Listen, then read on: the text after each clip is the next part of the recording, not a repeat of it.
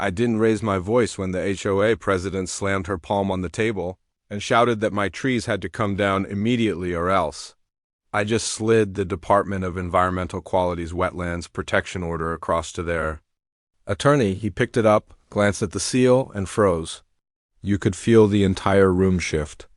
The president's rant stumbled mid-sentence. The board members looked at one another, and for the first time in months of their posturing, they understood they were out of their depth. I didn't need to say a word. The law had already spoken for me, and it was louder than anything the HOA could threaten. That moment didn't come out of nowhere. It had been building for a long time. Before any of this started, I wasn't looking for conflict with anyone. I had moved out to that community precisely because I wanted peace. The property was a small slice of land that backed onto a stretch of wetlands, and to me, it was perfect. I'd inherited an old cottage that needed work, but I liked the idea of putting in the effort myself. The mornings there were quiet in a way that felt almost medicinal, fog rising over the reeds, birds cutting the silence with sudden bursts of song, and the water reflecting pale gold when the sun crept up. I didn't care about neighborhood gossip or HOA committees. I just wanted to rebuild the place, maybe fish a little, and finally slow down after years of working overtime in the city. For the first few months, it was exactly the life I'd imagined. The first sign of trouble showed up taped to my door. It was a violation notice, written in that officious, almost smug HOA language.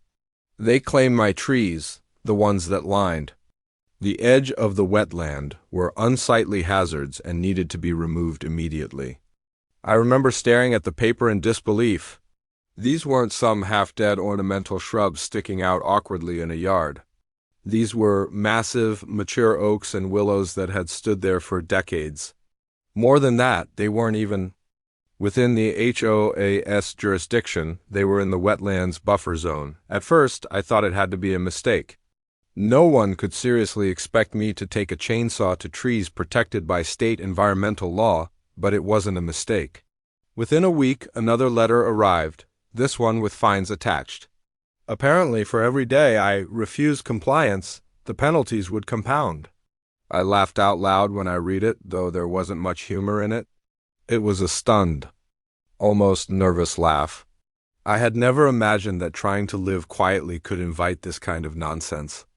I wrote a polite email to the board, explaining that the trees weren't mine to cut down, that they were within a legally protected wetland buffer, and that I had no authority nor intention to touch them.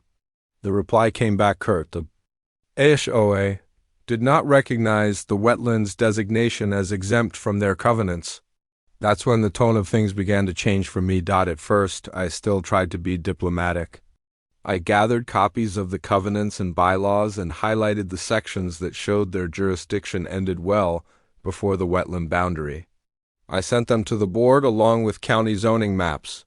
I even asked to meet in person, thinking, maybe if I explained it face to face, it would cut through whatever bureaucratic fog they were operating under.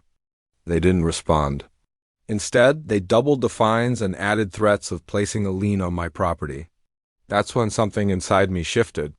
I wasn't angry in the way they probably expected me to be, shouting or cursing at them. No, I went quiet, cold. That was the moment I stopped emailing them and started researching wetlands statutes. It became my nightly ritual. After work, I'd sit down at the table with a stack of papers, zoning maps, and a laptop. I pulled every environmental code the state had on wetlands protection.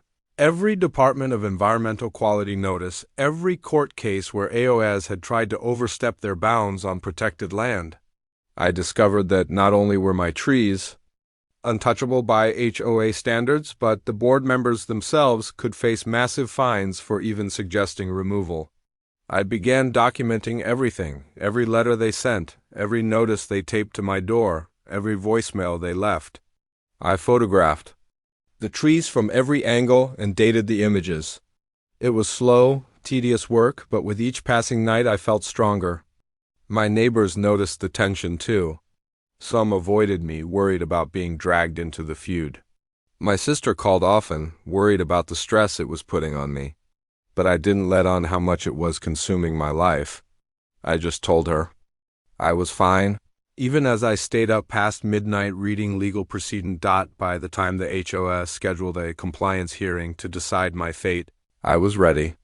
They thought I'd show up nervous, maybe apologetic, eager to bargain.